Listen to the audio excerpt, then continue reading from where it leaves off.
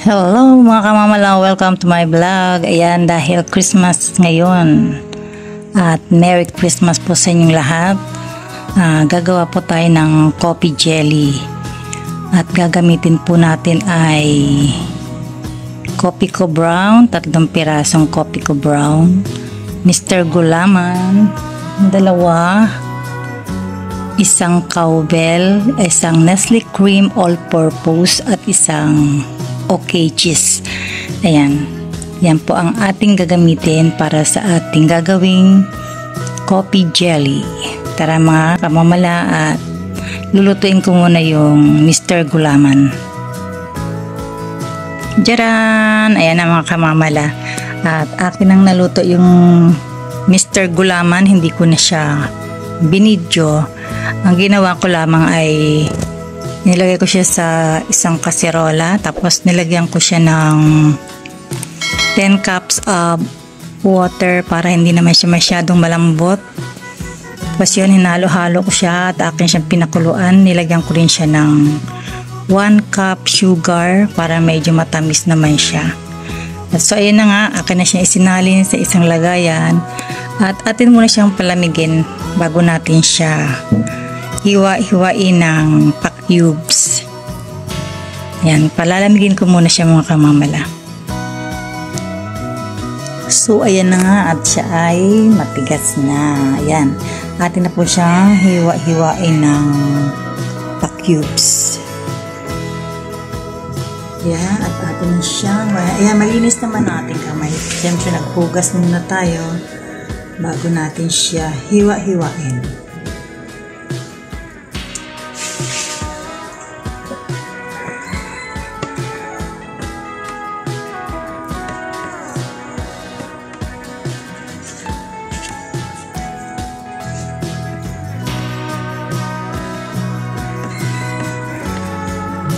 Una.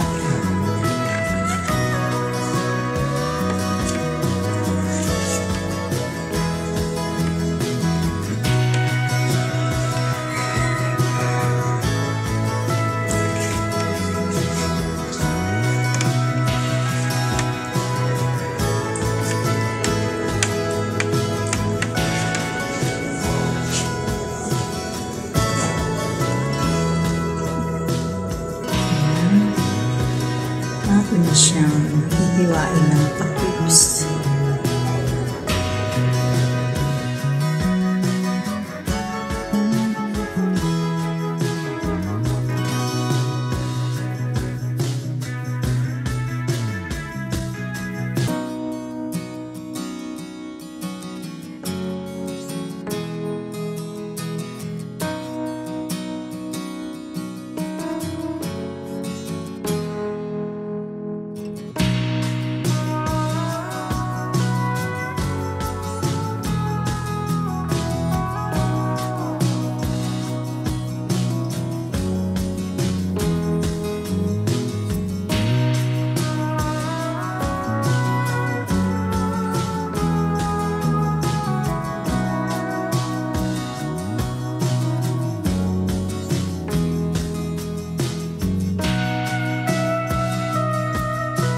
At yun na nga, natapos na nating hiwa-hiwain. Ngayon ay atin naman itong imimix para mayarik na natin ang ating coffee jelly. Unahin natin itong coffee ko. Atin na siyang 3 coffee ko po yan.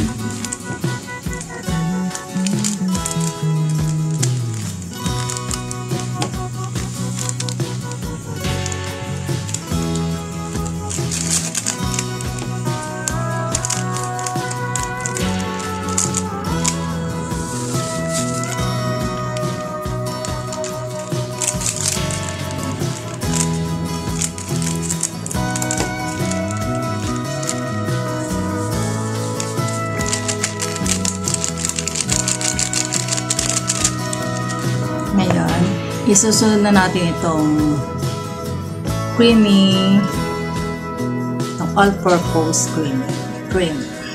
Nestle All-Purpose.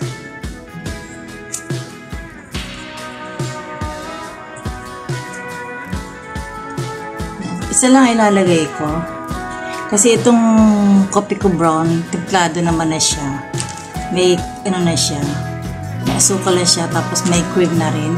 Kaya isang ano lang ilalagay natin at isang condensed milk.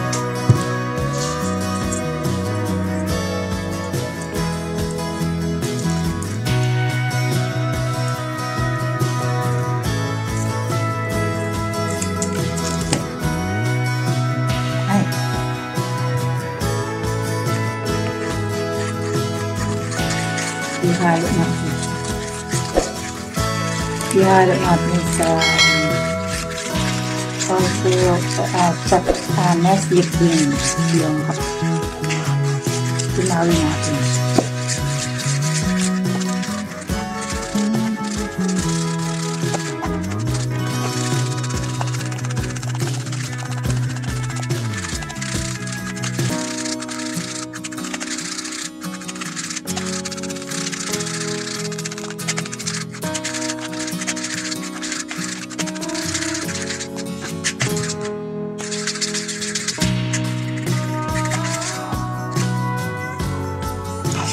Ayan na po yung ano natin tong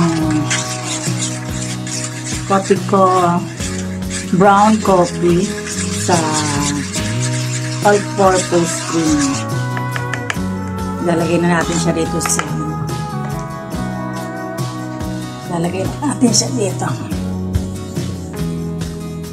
bubuhos na natin siya rito.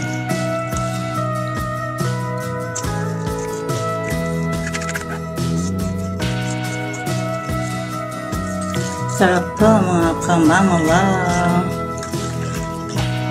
Dapat mamaya ilalagay natin sa ref para lumamig. At ayun, binuksan ko na rin yung ating condensed milk. Ilalagay na rin natin siya.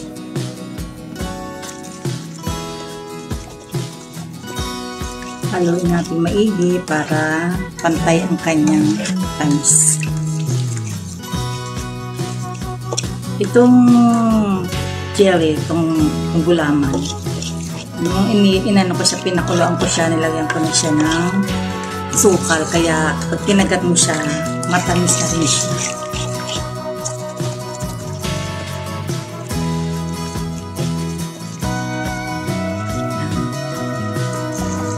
Ang tamis niya na.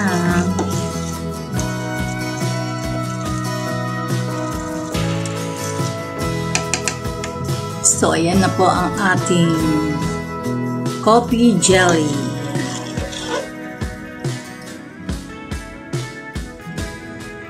At nag-iwan na rin ako ng cheese. Ayan. Atin siyang ihahalo sa ating coffee jelly para mas malinamnam siya.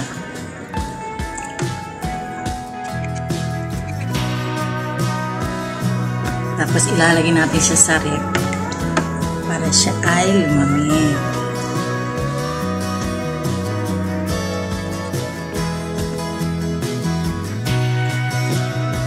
Ayan na nga po ang ating coffee jelly. Ayan na po ang ating coffee jelly. Yan. Atin na lang siyang palalamigin sa ref. Tapos mamayang gabi, pwede na natin siya makain.